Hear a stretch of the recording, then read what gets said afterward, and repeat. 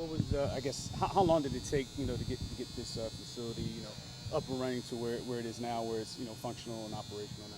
Yeah, building indoor tracks is a tricky process. It took longer than we wanted to, as anybody would say with probably any project. We were hoping we could have got this project open earlier last year. That didn't happen. We had some snags along the way. But the goal was put together a facility that obviously, when it's done, from a practice perspective, from a competition perspective, can produce fast times and are going to make student athletes want to come here and run, are going to make world level competitors want to come here and run. So that's ultimately where we ended up. Start to finish, this project indoor wise was probably about an 18 to 24 month project from start to finish. Were there any other facilities that you guys looked at?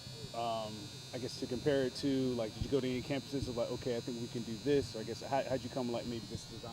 Well, some of it's based on the footprint that you have to work with in the field house. Obviously, the building structure itself was already here.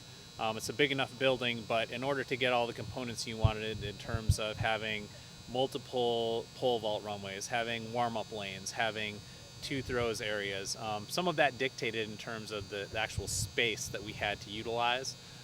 In terms of the straightaways and the radius of the track, a lot of that is based on physics, and in terms of doing the maximum you can do to give you the most advantage to improve your time. So basically, the maximum that is allowed by IAAF and NCAA rules for specifications is what we put into this track, and that's what dictated a lot of what we did.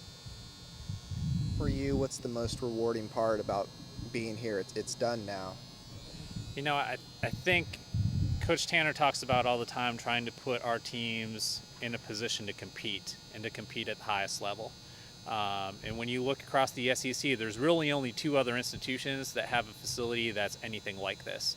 So for us to be in that upper echelon of only three schools that have a facility like this to train in, to compete in, to attract student athletes to come here, that's a big deal for our track and field program. That's probably when you get done with this and you see the crowd sitting in the stands and the athletes running, jumping, throwing, probably that's going to be the most fulfilling part when we hit this weekend and have that first college meet.